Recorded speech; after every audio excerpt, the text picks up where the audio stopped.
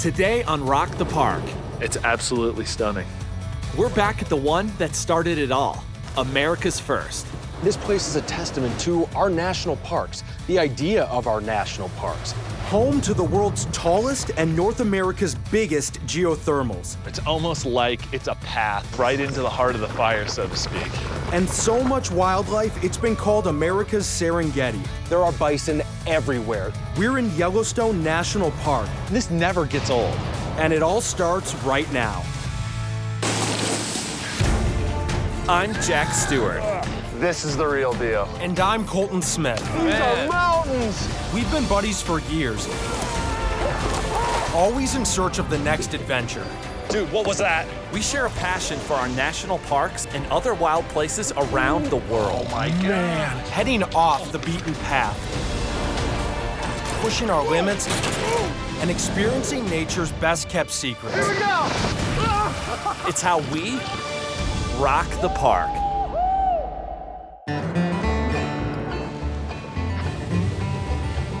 It was 1872 when President Grant decided the Yellowstone wilderness was so unique, so important to America, it needed to be protected. Since then, more than 170 million people have come here to experience it for themselves. Look at that. Including us. Today, we're drawn here again, reminiscing on some of our past adventures and totally confident we'll see something new. All right, back in Yellowstone. Gosh, I love coming to this place. Yellowstone is huge. It's got the largest collection of geysers and hot springs in the world. It's got some of the most elusive wildlife, the grizzly bear, wolves. We've got bison, you name it, we have it here in Yellowstone.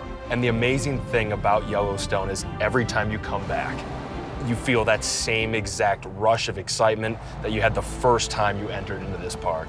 It's really one of the most magical places I think that we have in our country. And the world. Yeah. I mean, it truly is. I'm getting excited. I'm very excited. Yellowstone stretches across more than 2 million acres. That's bigger than Rhode Island and Delaware combined. And while most of the park's in the northwest corner of Wyoming, a tiny portion is located in Montana and Idaho. We're coming in through the south entrance. So first things first, we're gonna head over to the West Thumb Geyser Basin to check out some geothermal features that we've never seen before. Wow. I love walking on the boardwalk here. It's almost like it's a path into another reality because these geyser basins are just so crazy. And the boardwalk just gives you that perfect little path right into the heart of the fire, so to speak. What makes West Thumb especially unique is its location on the truly steamy shore of Yellowstone Lake. The geysers spill more than 3,000 gallons of hot water into the lake every single day. And by hot, we mean from 160 to more than 200 degrees. One of my favorite things about walking around in geyser basins is the fact that it just looks like such a post-apocalyptic war zone. I mean, you've got the geysers bubbling, you've got the steam just shooting up into the air, and the crust, the weird colors of the earth. It's stunning. It's absolutely stunning. The reason that all of these geothermal features are here in Yellowstone is because of the supervolcano that is dwelling basically right underneath our feet. And let me tell you something. If that does go off, that will be apocalyptic because that will be an eruption that this world may have never even seen before. In the midst of all this steam and crustiness, there's a gotta-see hot spring, 53 feet deep and Caribbean blue. So this right here is called the Abyss Pool because it is known to be the deepest pool here in Yellowstone. And if you look at it, it sort of funnels down to the deepest point right at the center, but you can't really see the bottom. It just gets dark. It almost seems as if there is no ending. It just keeps going and going straight to the center of the earth. Like you said, this is the deepest known geyser. That water, that's incredibly hot, and nobody's really getting anywhere near that. So how scientists go about measuring these things is beyond me. This is very tricky territory. It's incredibly fragile. We've got one last stop before we leave the West Thumb Basin. It's a geyser that even in Yellowstone, the land of geysers, stands out as one of a kind. I've never seen anything like this before. Fishing cone is a geothermal feature right in Yellowstone Lake, which is crazy because I have to imagine this water is pretty cold, but right in the center of that cone, it is not. It is hot. In fact, it's boiling. You can see it right now. Yeah, that's a guarantee. And this geothermal feature has got a really interesting backstory. Early settlers in this area, they would fish right here. And when they caught a trout, they wouldn't even take it off the line. They'd plop it right into that feature. Dinner is served just like that.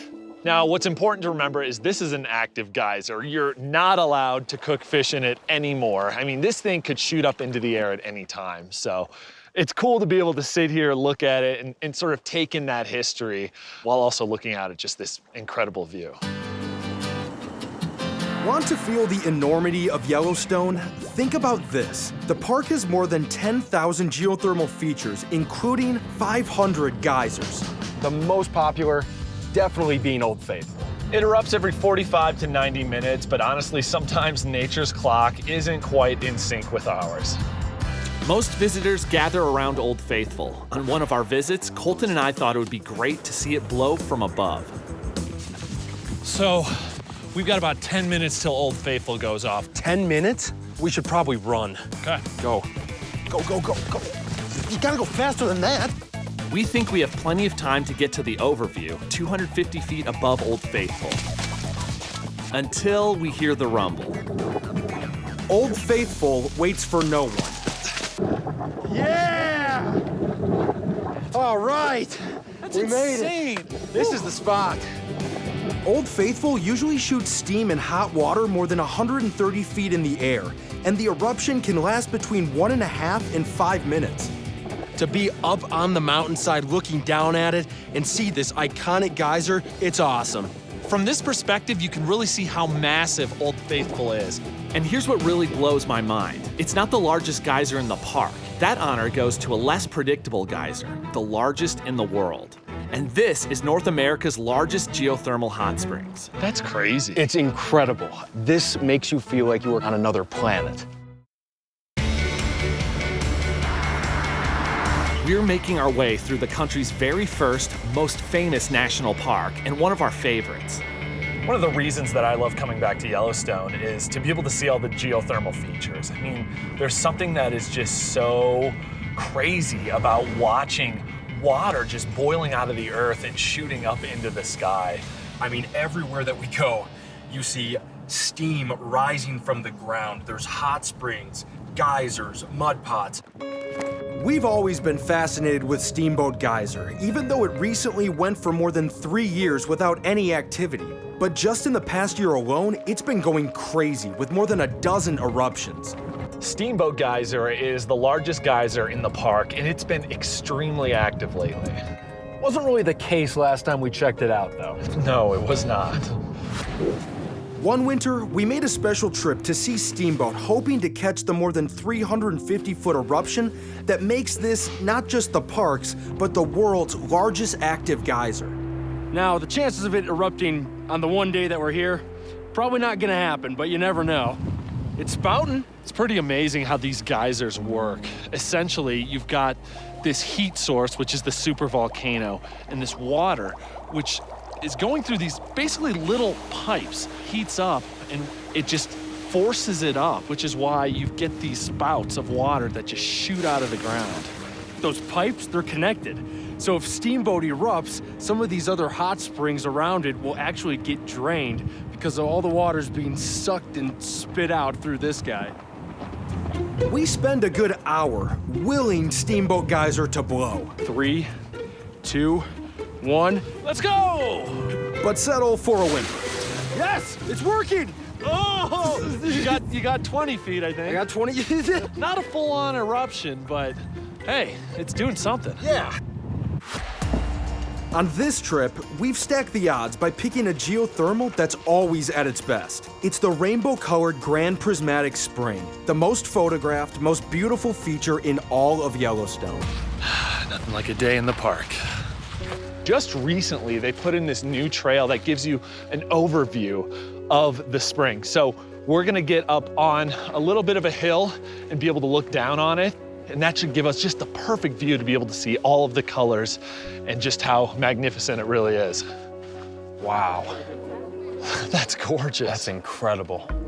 If you look out there, you can really see how it got its name. I mean, if you think of a prism, you've got the light shining through it. It reflects all the colors of the rainbow. Well, Grand Prismatic Spring has almost that many colors. I mean, you look down, you can see bright yellow, orange, blue, purple, green. It is absolutely stunning. All the colors come from bacteria, the only thing that can thrive in smoking hot water that's up to 189 degrees. Each different color is a different water temperature. The sheer size of Grand Prismatic is something that really stands out. This spring pumps 4,000 gallons of hot, steaming water per minute. And because of that, this in fact is the largest hot spring in North America. It's deeper than a 10-story building and bigger than a football field in diameter. That's crazy. It's incredible. These are the places where you have to think about what it was like to first discover this. Seriously. The first pioneers and explorers are walking along and they stumble upon something like this spring. I would almost freak out. I wouldn't know where I was. This makes you feel like you were on another planet. Yellowstone's hot springs and geysers are explosive. But the park gets even wilder, and when you least expect it. All right, so we got a bison right off the side of the road here.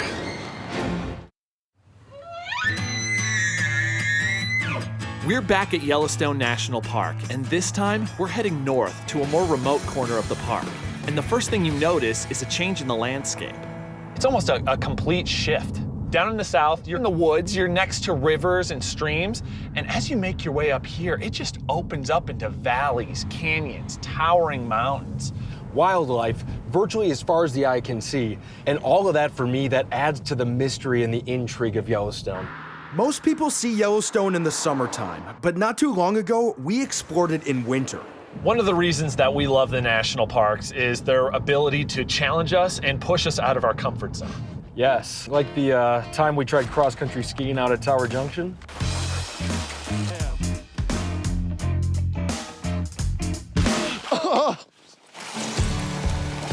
Let's glide. Ooh, man. Looks like we got a decent little downhill here. Oh, yeah. Yeah! Woo! The skiing was fun, but we quickly discovered we weren't alone. One of the benefits of being here in winter, the wildlife is easier to spot, but we didn't expect to see elk up here. In the summer months, there's over 25,000 elk here in Yellowstone, but in the winter, you generally don't find elk at this elevation because finding food is tough. I don't see any bulls, do you? No, I don't. There should have been a bull with the females on that hill. And very quickly, we find him. Oh my gosh. There's a huge, huge bull elk right down there. Oh my gosh, that's a big boy. Holy cow, look at the rack on that guy. I mean, this guy's horns are like this big. We do not want to startle this guy. What we're gonna do is just go along the left side, do it quick, and we're out of its hair. Yep, let's go now.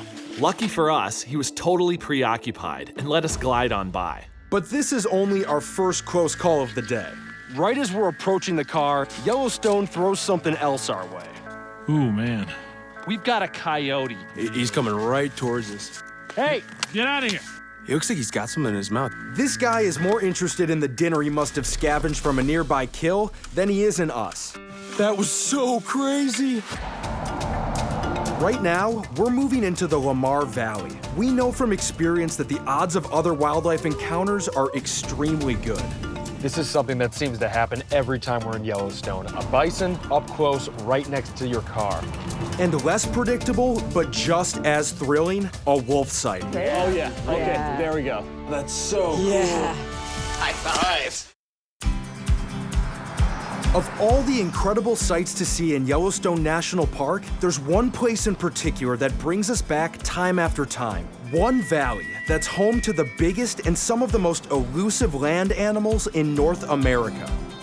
We're heading into Lamar Valley, and this is the mecca of wildlife spotting. This is my favorite part of Yellowstone National Park. This place has been referred to as the Serengeti of North America. This is why. I mean, we've got a handful of bison right in back of us. Literally, there are bison everywhere. There's hundreds, maybe thousands, right in eyesight from where we're standing. Yellowstone is known as the land of the roaming bison because they are not controlled here at all. They're not corralled and they're just left to roam free. This place is so, so special. I'm telling you, I've been here probably 15 to 20 times, no joke, and this never gets old. The Lamar Valley is huge with plush meadows and lots of tall grass, which in turn draws the massive grazers and their predators. Now, we've seen a lot of wildlife on our national park adventures, but it was here at Yellowstone that gave us our first tracking experience. Yeah, we got to go out with the Yellowstone Association to learn about and track some of the wolves here in the park. It was 5 in the morning when we met up with wolf expert Carolyn Harwood.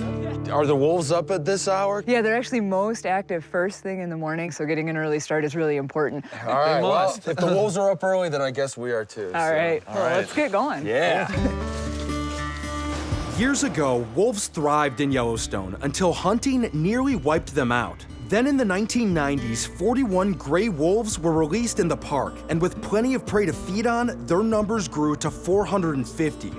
Today, wolves are no longer endangered, but spotting one is a rare treat. So let's just take these right over here, and then I'll show you how to set them up. Okay. Our first stop is an overlook where a wolf pack was hunting the day before. And Carolyn has brought the good stuff, massive telescopes that get you up close from 10 miles out. I need to grab focus. Does help to take the lens caps off. I do see something. It could be a bison, though. Oh, yeah, that's a buffalo. Scanning the mountainside. Go with the gut feeling. Keep in Oh, mind I that see. No. What do you got? I got a rock.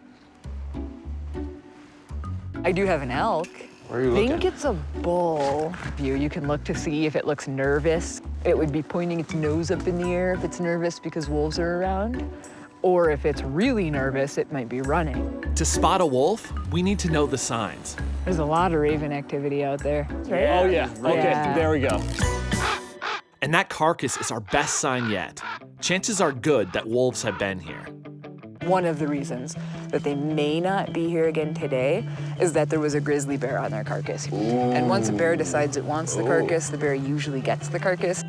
Even a pack of 10 wolves is not gonna want to face a grizzly bear, because the grizzly, he's the king out here. Carolyn decides it's time to go to Plan B. So we head to the valley and a legendary den. Bring your binoculars. We've all got our bear sprays, right? Yes. Okay. Bear spray check. So since there's not an actual trail here, which is one of the really cool things about where we're going, we'll spread out instead of walking in a single file line so we don't create a trail, okay?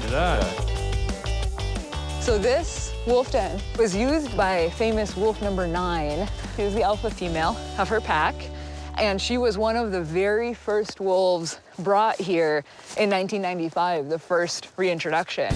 Number 9 was the very first wolf to give birth in Yellowstone since the early 1900s. She had so many litters, more than 70% of the wolves here today are her descendants. We've been tracking these wolves since sunrise. We've seen where they eat, we've seen where they sleep, and unfortunately, we haven't actually been able to lay eyes on one. The hills up here are a really good place to look. Cool day like this, even middle of the day, something could still be out. I'm scanning like a madman. I see snow. I'm looking around and I see a rock, but then the rock starts to move. I see something moving, but it's way back there. It's blending in really well. I do see it. It is a wolf. It totally is. That is so cool. I see him. You see him? thought we were gonna get him too. That's crazy. Oh, that's so cool. Yeah.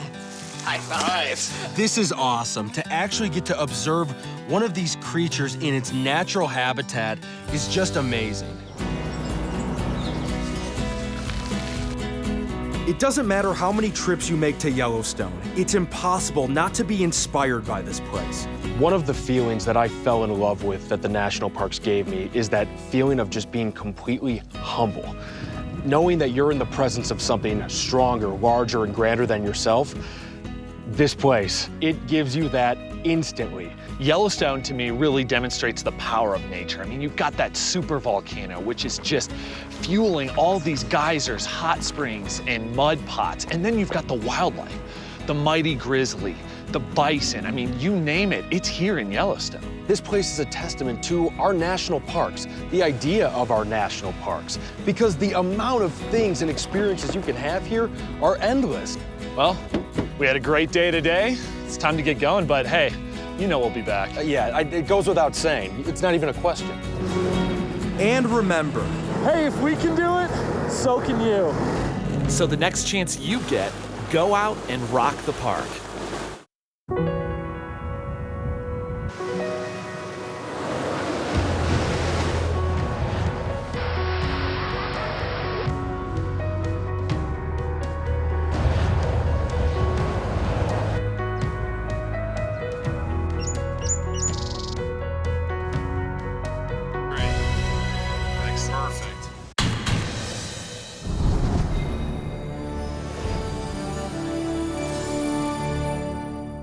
hey everybody, thanks for watching. Make sure to leave any questions or comments that you have. And please subscribe to the channel. There's a lot more to come.